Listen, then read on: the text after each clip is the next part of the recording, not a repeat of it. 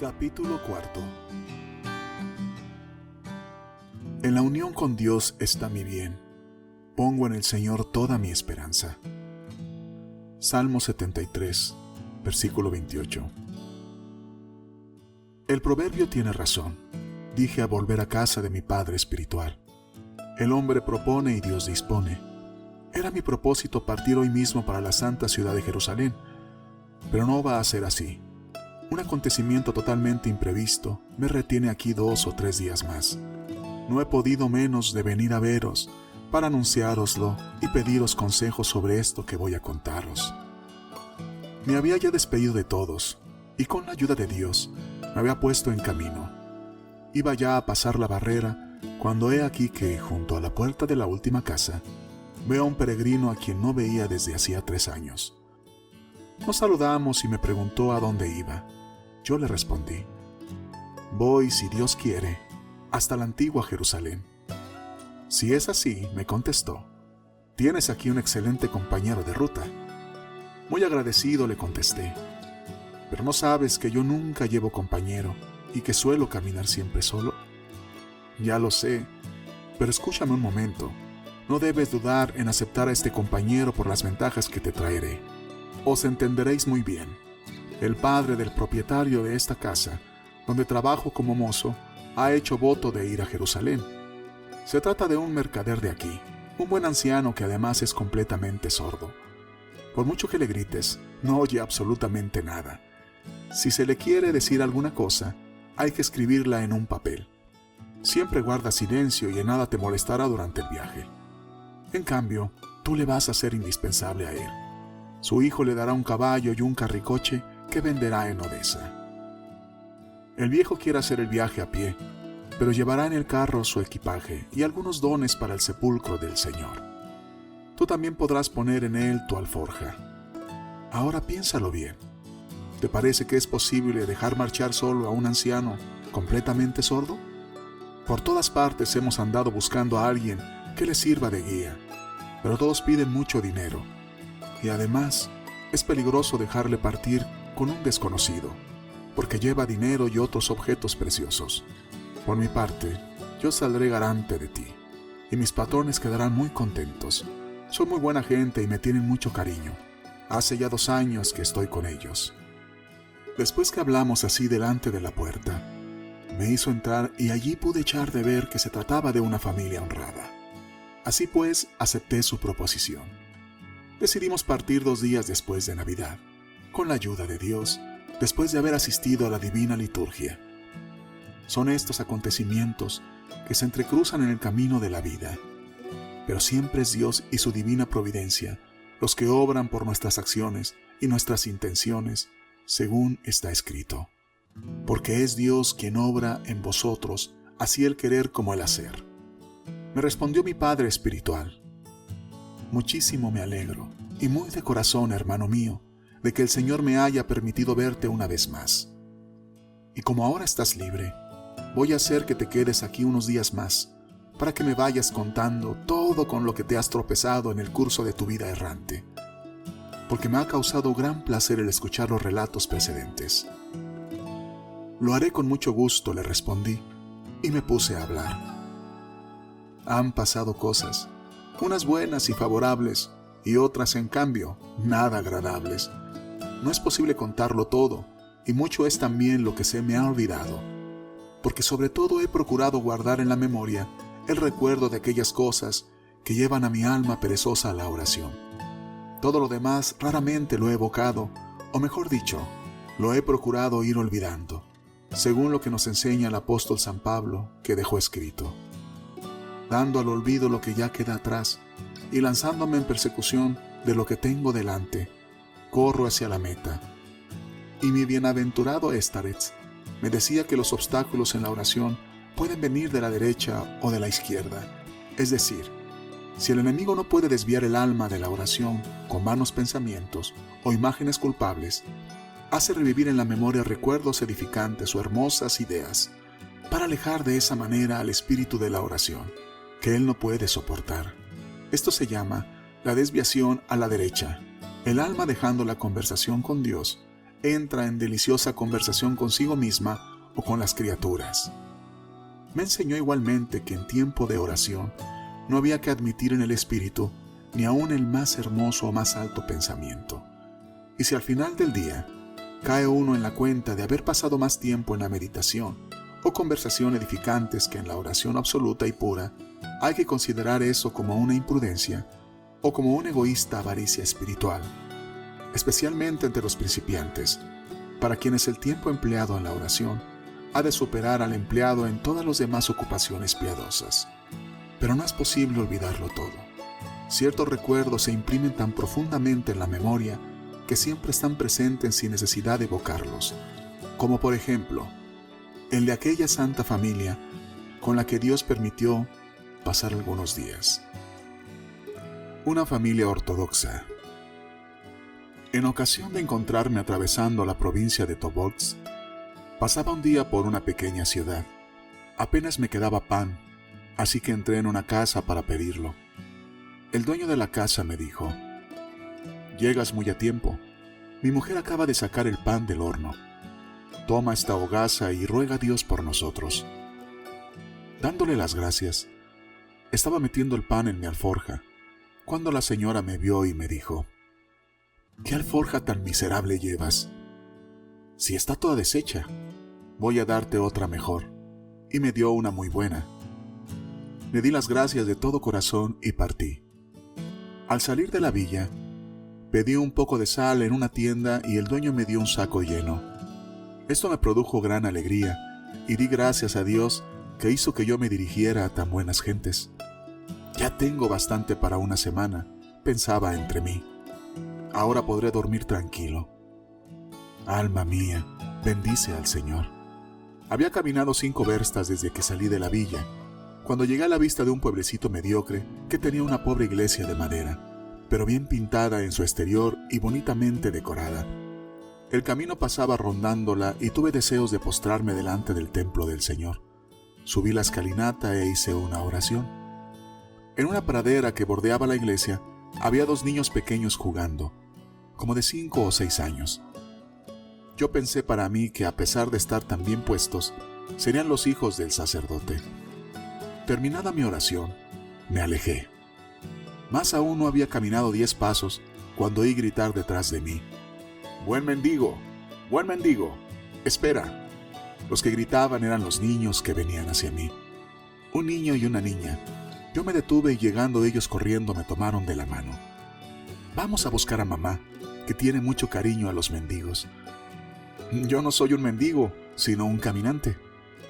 «¿Y esa alforja qué es?». «Aquí llevo pan para el camino». «Bueno, no importa, ven con nosotros. Mamá te dará dinero para el camino». «¿Y dónde está mamá?», les pregunté. «Allá detrás de la iglesia, más allá de la arboleda». Fui con ellos y me hicieron entrar en un maravilloso jardín, en medio del cual había una casa grande y hermosa. Entramos en el vestíbulo. Qué limpio estaba todo y qué bien arreglado. Enseguida vino la señora hacia nosotros. «¡Qué felicidad mía! ¿De dónde te envía Dios a nuestra casa? Siéntate, siéntate, querido». Me quitó ella misma la alforja de encima, la puso sobre una mesa y me hizo sentar en una silla muy cómoda y blanda. «¿Quieres comer alguna cosa? ¿Quieres tomar té? No tienes necesidad de nada». «Os doy las gracias con toda humildad», le respondí. «Tengo comida en mi alforja y té aunque puedo tomarlo. Como soy un campesino no tengo costumbre de hacerlo. Vuestra amabilidad y gentileza me son mucho más preciosas que una buena comida. Rogaré a Dios que os bendiga por tan evangélica hospitalidad». Y al decir estas palabras, yo sentía un gran deseo de recogerme en mi interior. La oración hervía en mi corazón y sentía necesidad de calma y de silencio para dejar a esta llama subir libremente y para ocultar un poco las señales externas de la oración, lágrimas, suspiros y movimientos del rostro y de los labios. Por eso me levanté y dije a la señora: «Os pido perdón, señora, pero tengo que irme. Que el Señor Jesucristo sea con vos y con vuestras preciosas criaturas». «De ninguna manera. Dios te guarde de marcharte. No puedo dejarte partir. Mi marido tiene que volver esta tarde de la ciudad, pues es juez del tribunal del distrito. Se sentirá dichoso de verte entre nosotros. A todos los peregrinos los toma por enviados de Dios. Además, mañana es domingo. Tú rezarás con nosotros en el oficio, y lo que Dios quiera ofrecernos, lo comeremos todos juntos. En nuestra casa, en las fiestas, recibimos siempre cuando menos 30 pobres mendigos, hermanos de Jesucristo. Y tú no has dicho todavía nada de ti, ni de dónde vienes, ni a dónde vas. Cuéntame todas estas cosas. Me gusta tanto oír hablar a los que veneran al Señor. Niños, id a llevar la alforja del peregrino al cuarto de las imágenes, donde ha de pasar la noche. Al oír estas palabras quedé asombrado y me dije, ¿es esto un ser humano o una aparición? Me quedé pues para esperar el dueño de la casa. Les conté brevemente de mi viaje y les dije que iba para Irkutsk. «Qué bien», dijo la dama. «En ese caso tú has de pasar por Tobolsk. Mi madre vive allí en un convento donde se retiró hace tiempo. Te daremos una carta para ella y ella te dará hospedaje. Muchas gentes van a ella a pedirle consejo. Además, podrás llevarte un libro de Juan Climaco que hemos encargado a Moscú para ella». Qué bien se combinan todas estas cosas. Llegó la hora de comer y nos sentamos a la mesa. Se presentaron además 4 damas que se sentaron con nosotros. Después del primer plato, se levantó una de ellas, hizo inclinación a la imagen y luego a nosotros y fue a traer el siguiente. Para el tercer plato, hizo otra lo mismo que la anterior. Viendo esto, yo me dirigí a la señora. ¿Puedo preguntar si estas damas son acaso de vuestra familia? Sí, son mis hermanas, la cocinera, la mujer del cochero, el ama de llaves y mi doncella. Todas son casadas y no hay en mi familia una sola sin casar. Viendo y oyendo tales cosas, aunque quedé más asombrado y di gracias al Señor que me había traído a casa de gentes tan piadosas, y sentí la oración subir con ímpetu en mi corazón. De modo que, para encontrar soledad, me levanté y dije a la señora, «Vos debéis descansar después de la comida, en cambio yo, que tan acostumbrado estoy a andar, iré a pasear un poco por el jardín». «No, yo no tengo costumbre de descansar», dijo la dama.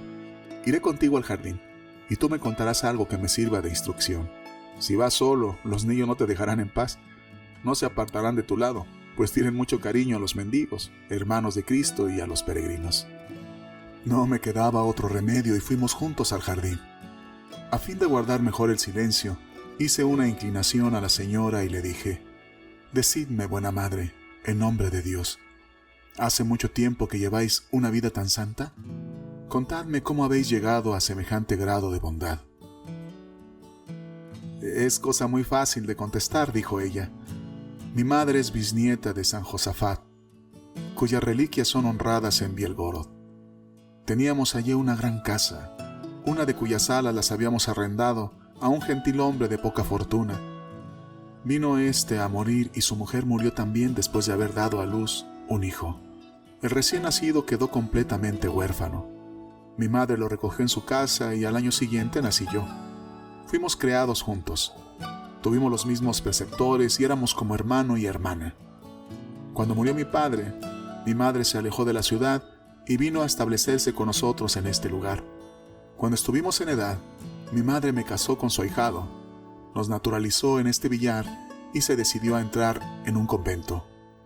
Después de habernos dado su bendición, nos recomendó vivir como cristianos, orar a Dios de todo corazón y guardar sobre todo el mandamiento más importante, que es el del amor al prójimo, ayudando a los pobres, hermanos de Jesucristo, educando a nuestros hijos en el temor de Dios y tratando a nuestros siervos como hermanos. Así vivimos desde hace 10 años en esta soledad, procurando cumplir los consejos de mi madre. Tenemos un asilo para los mendigos, donde por el momento hay más de 10 enfermos o achacosos. Si te parece, mañana podemos ir a verlos. Cuando acabó de hablar, le pregunté, ¿y dónde está ese libro de Juan Climaco que queréis enviar a vuestra madre? Entremos en casa y allí te lo enseñaré. Apenas habíamos empezado a leer, cuando llegó el dueño de la casa. Nos abrazamos cristianamente como hermanos y me llevó a su cuarto diciendo, «Ven, hermano mío, a mi cuarto y bendícelo. Seguramente que mi mujer te ha cansado bastante. En cuanto encuentra a un peregrino o a un enfermo, se siente tan dichosa que no se separa de él ni de día ni de noche. Es una antigua costumbre de su familia». Entramos en su despacho. ¡Qué cantidad de libros y de magníficos íconos! Y qué bella cruz de tamaño natural, delante de la cual había un evangelio. Yo hice la señal de la cruz y exclamé: «Vos tenéis una casa, Señor, el paraíso de Dios. Ahí está el Señor Jesucristo, su purísima Madre y sus santos servidores. Y aquí sus palabras y sus vivientes e inmortales enseñanzas. No dudo que tendréis sumo gozo en pasar buenos ratos en tan buena compañía». «Así es», me respondió. «Me gusta mucho la lectura». «¿Qué clase de libros leéis?», le pregunté. «Tengo muchos libros espirituales. Aquí está el Menologio, las obras de San Juan Crisóstomo, de Basilio el Grande, muchas obras filosóficas o teológicas, y no pocos sermones de predicadores de nuestro tiempo. Esta biblioteca me costó 5.000 rublos». «¿No tendréis acaso una obra sobre la oración?», le pregunté. «Tengo mucha afición por los libros que tratan de la oración. Aquí hay un opúsculo muy reciente, obra de un sacerdote de San Petersburgo». El señor sacó un comentario sobre el Padre Nuestro y comenzamos a leerlo. Muy pronto llegó la señora con el té, y los niños traían una gran bandeja de plata llena de cierta clase de pasteles que yo no había visto ni comido jamás. El señor tomó el libro de mis manos, lo puso en las de su mujer y dijo: «Ella nos va a leer, que lee muy bien, y mientras nosotros dos repondremos fuerzas». La señora comenzó a leer. Al mismo tiempo que escuchaba, sentía la oración subir a mi corazón, y cuanto más leía, más se desarrollaba la oración y me llenaba de alegría. De repente, vi pasar una figura rápidamente en el aire, como si fuera mi difunto Éstares. No pude reprimir un movimiento, pero para disimularlo, les dije: «Perdonadme, que me quería venir sueño». En este momento, tuve la impresión de que el espíritu de mi Éstares penetraba en el mío y lo iluminaba. Sentí en mí como una gran claridad y abundantes ideas sobre la oración. Justo cuando me persinaba, esforzándome por alejar tales ideas, la dama acabó su lectura, y el señor me preguntó si me había gustado, y comenzamos a hablar sobre el tema. «Lo leído me ha gustado mucho», le respondí. «Por supuesto que el Padre Nuestro es más grande y más preciso que todas las oraciones escritas que poseemos, por habernosla enseñado el mismo Jesucristo. El comentario que de él habéis leído es bueno, pero todo él se refiere a la vida activa del cristiano, mientras que yo he leído en los padres una explicación que es sobre toda mística y orientada a la contemplación». «¿En qué padres has encontrado esto?». «Pues en Máximo el Confesor, por ejemplo, y en la Filocalía, en Pedro Damasceno». «¿Te acordarías de alguna cosa? Repítenosla si te acuerdas». «Desde luego que sí. Comienza así la oración: Padre nuestro que estás en los cielos». En el libro que acabáis de leer, estas palabras significan que hay que amar fraternalmente a nuestro prójimo, por ser todos hijos de nuestro Padre. Y esto es muy cierto, pero los padres ponen a estas palabras un comentario más espiritual y dicen que cuando se pronuncian estas palabras hay que levantar el espíritu hacia el Padre Celestial, y recordando la obligación de estar en todo momento en la presencia de Dios. Las palabras «santificado sea tu nombre» se explican en este libro por el cuidado que hay que tener en no invocar en vano el nombre del Señor. Mas los comentadores místicos ven en ellas la petición de la oración interior del corazón. Es decir, que para que el hombre de Dios sea santificado, es preciso que se grabe en el interior del corazón y que por la oración perpetua santifique e ilumine todos los sentimientos y todas las fuerzas del alma. Las palabras «venga a nos el tu reino» son explicadas así por los padres: que vengan a nuestros corazones la paz interior, el descanso y la alegría espiritual. En el libro se dice que las palabras «el pan nuestro de cada día, dánosle hoy» se refiere a las necesidades de nuestra vida corporal y a las cosas necesarias para correr en auxilio de nuestro prójimo. Pero Máximo el Confesor entiende por el pan cotidiano el pan celestial que alimenta al alma, es decir, la palabra de Dios y la unión del alma con Dios por la contemplación y la oración continua en el interior del corazón. «¿La oración interior?», dijo él. «Es cosa difícil, aún casi imposible para los que viven en el mundo. Aún para que hagamos sin pereza la oración ordinaria, tiene que ayudarnos el Señor con todo su favor». «No habléis así», repliqué. «Si fuera una expresa que sobrepuja a las fuerzas humanas, Dios no la hubiera exigido a todos. En la flaqueza se perfecciona mi poder, y los padres nos ofrecen medios que facilitan el camino a la oración interior. Nunca he oído cosa alguna referente a esto, dijo mi interlocutor. Si queréis, yo puedo leerlos algunos extractos de la Filocalía. Tomé este libro, busqué un pasaje de Pedro Damasceno en la tercera parte y leí lo que sigue.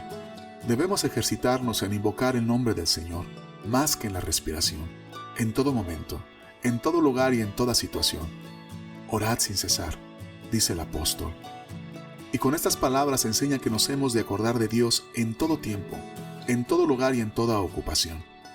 Si haces alguna cosa, has de pensar en el Creador de todo lo que existe. Si ves la luz, acuérdate de quien te la dio. Si te acontece contemplar el cielo, la tierra, el mar y las cosas que en ellos están contenidas, admira y glorifica a aquel que las creó. Si te pones un vestido, piensa en aquel a quien se lo debes y dale gracias por él, a el que provea tu existencia. En una palabra, que todo movimiento te sea motivo para celebrar al Señor, y así orarás sin cesar y tu alma estará siempre en la alegría. Ved qué sencillo, fácil y accesible es este método para cualquiera que tenga el menor sentimiento humano. Este texto le gustó mucho. El Señor me abrazó con entusiasmo, me dio las gracias, miró mi Filocalía y dijo: tengo que comprar este libro. Lo encargaré a San Petersburgo. Pero a fin de acordarme mejor de él, voy a copiar inmediatamente este pasaje que has leído. Dictádmelo. Y lo transcribió inmediatamente con una escritura rápida y bonita. Luego exclamó: Dios mío, un ícono de San Damasceno. Abrió el cuadro y fijó debajo del ícono el papel que acababa de escribir, y dijo: la palabra viva de un siervo de Dios, puesta debajo de su imagen, me moverá a menudo a poner en práctica este saludable consejo. Fuimos después a cenar. Todos estaban de nuevo en la mesa junto con nosotros, hombres y mujeres. Qué silencioso recogimiento y qué tranquilidad durante la cena. Terminada esta, hicimos la oración todos juntos, incluso los niños, y me hicieron leer el himno acatista al Dulcísimo Jesús. Los siervos se fueron a descansar y nosotros tres continuamos en el comedor. Entonces la señora me trajo una camisa blanca y unas medias, pero yo, inclinándome profundamente, le dije: buena madre, no puedo aceptar las medias que no me he puesto jamás. Nosotros llevamos siempre las bandas. Al poco rato volvió con una vieja blusa amarilla que fue cortando en bandas, y su esposo, diciéndome que mis zapatos no valían ya nada, me trajo unos nuevos del todo que él calzaba por encima de sus botas. Vete al cuarto de al lado, me dijo. No hay nadie en él y podrás cambiarte de ropa. Me fui a cambiar y luego volví donde ellos. Me hicieron sentar en una silla y se pusieron a calzarme. El marido me enrojaba las bandas y la señora se puso a calzarme los zapatos. Al principio me resistí cuanto pude, pero ellos me hicieron sentar diciendo: siéntate y calla, que también Cristo lava los pies de sus discípulos. No pude resistir más y me eché a llorar. Ellos lloraban igualmente. Entonces la señora se fue con sus niños a dormir y yo me fui con el señor al jardín a conversar un poco. Allí pasamos largo rato. Estábamos sentados en tierra y de repente se me acercó y me dijo: respóndeme en conciencia y dime toda la verdad. ¿Quién eres tú? Tú debes ser de noble familia y quieres pasar por un infeliz. Sabes leer y escribir a la perfección y piensas y hablas correctamente. De seguro, tú no has recibido la educación de un campesino. Os he hablado con el corazón en la mano a vos y a vuestra esposa. Os he contado mis orígenes en toda verdad, y nunca he pensado en mentiros ni engañaros. ¿Y para qué? Lo que yo sé decir no viene de mí, sino de mi sabio y difunto Éstaretz, o de los padres en los que he leído. La oración interior, que como ninguna otra cosa, ilumina mi ignorancia. No la he adquirido de mí mismo. Ella nació en mi corazón por la divina misericordia y merced a las enseñanzas del Éstaretz. Cualquiera que pueda llegar a lo que yo he llegado, basta con sumergirse más silenciosamente en su corazón e invocar un poco más el nombre de Jesucristo. Y luego empieza a descubrirse la luz interior. Todo aparece claro y en esta claridad se hacen patentes ciertos misterios del reino de Dios. Y es ya un gran misterio el que el hombre descubra esta capacidad de entrar en sí, que se conozca en verdad y que llore dulcemente sus caídas y su voluntad pervertida. No es muy difícil pensar rectamente y hablar con las gentes. Antes es una cosa posible, porque el espíritu y el corazón existían antes que la ciencia y la sabiduría humana.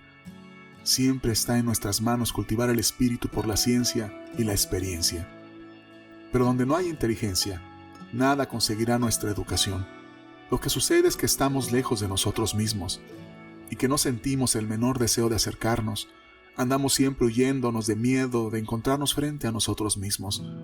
Preferimos las bagatelas a la verdad y pensamos: mucho me gustaría llevar vida espiritual y ocuparme de la oración, pero no tengo tiempo para eso.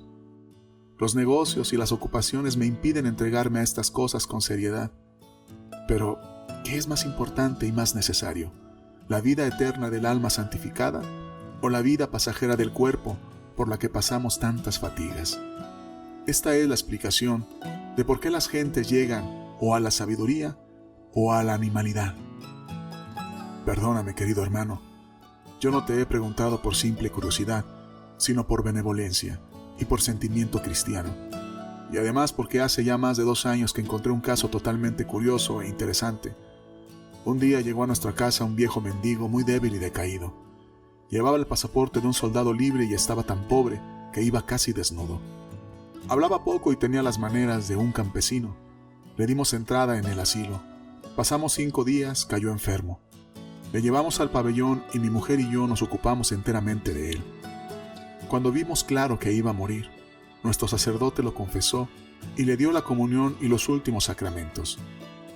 La víspera de su muerte se levantó. Me pidió papel y pluma e insistió en que la puerta estuviera cerrada y en que nadie entrase mientras escribía su testamento, el cual yo debía hacer llegar a su hijo, en San Petersburgo. Quedé estupefacto cuando vi que escribía a la perfección, y que sus frases eran perfectamente correctas y elegantes y que rebosaban ternura. Mañana te quiero enseñar el testamento, del cual guardo una copia. Todo esto me causó gran admiración, y llevado de la curiosidad, le rogué que me contestase su origen y su vida.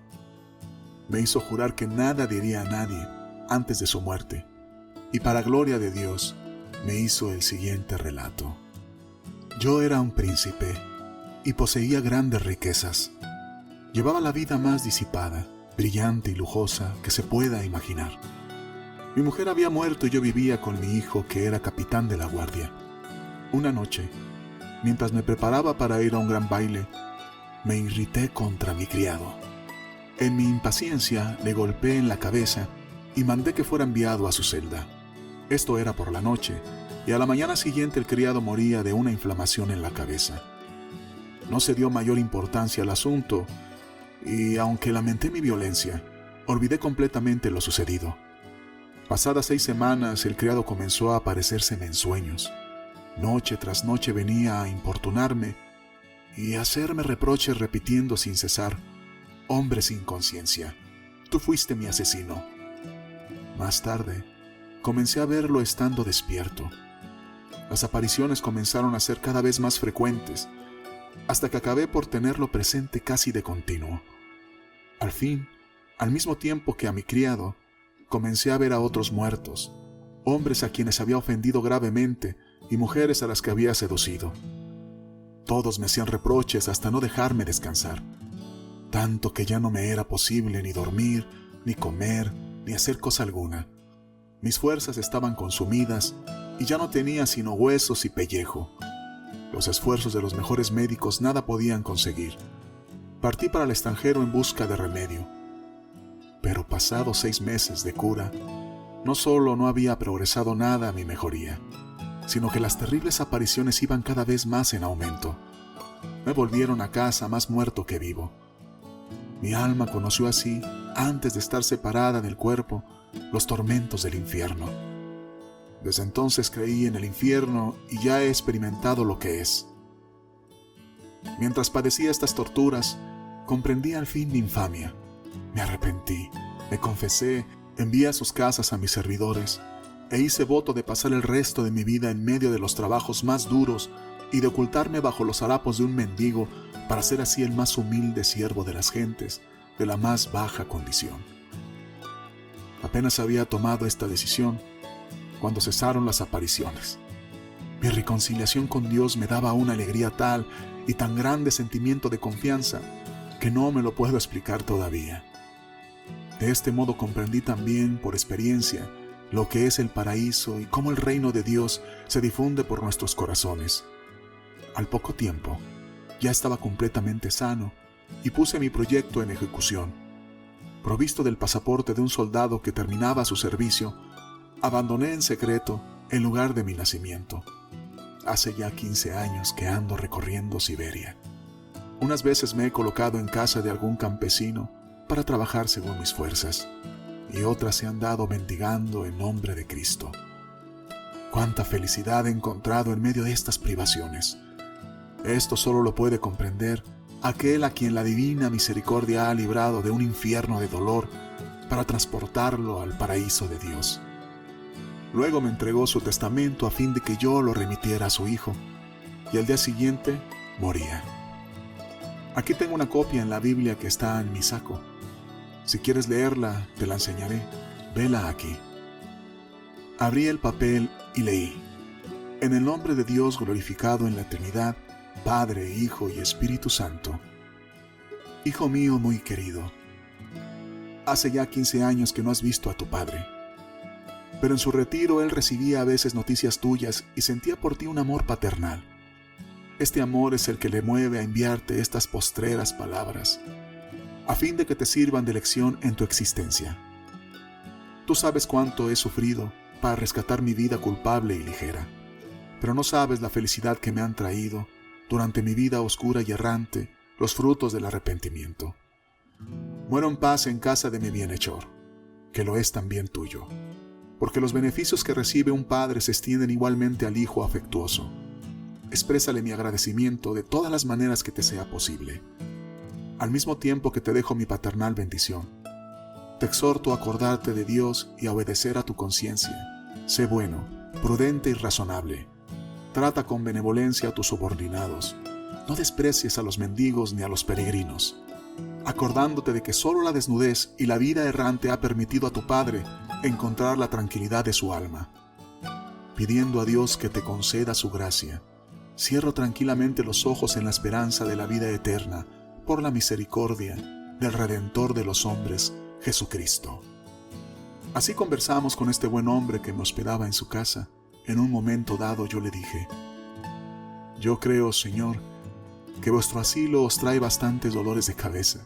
Hay tantos hermanos nuestros que no se hacen peregrinos sino por dejadez o por pereza, y que andan por estos caminos como libertinos, según yo mismo he podido ver más de una vez. No, estos tipos son más bien raros, me respondió. Aquí apenas hemos acogido sino a verdaderos peregrinos, y cuando se presenta alguno que no parece tan serio, nos portamos con él con mayor simpatía y lo tenemos un tiempo en el asilo. Puestos en contacto con nuestros pobres, hermanos de Cristo, a menudo se corrigen y parten con un corazón manso y humilde. No hace mucho que tuvimos un caso de estos. Un comerciante de nuestra ciudad había caído tanto que todos lo echaban a palos y nadie le quería dar ni siquiera un pedazo de pan. El tal comerciante era borracho, violento, camorrista y además robaba cuanto podía. Un día llegó hasta nuestra casa empujado por el hambre. Pidió pan y aguardiente, pues le gustaba mucho beber. Le recibimos muy amablemente y le dijimos: Quédate aquí y tendrás cuanto aguardiente te apetezca, pero con una condición. Después de haber bebido, irás a acostarte y si armas el menor escándalo, no solo te echaremos para siempre, sino que pediré al preboste que te encierre por vagabundo. Aceptó y se quedó entre nosotros. Durante más de una semana bebió cuanto le vino en gana, pero cada vez cumplió su promesa, y acaso por miedo de verse privado del alcohol, iba a buscar su cama o acostarse silenciosamente en el fondo del jardín. Cuando volvía en sí, nuestros hermanos del asilo le hablaban y lo exhortaban a beber siquiera un poco menos. Así comenzó a hacerlo y a los 3 meses se había vuelto completamente sobrio. Ahora trabaja en alguna parte y no come el pan ajeno. Anteayer estuvo a visitarme.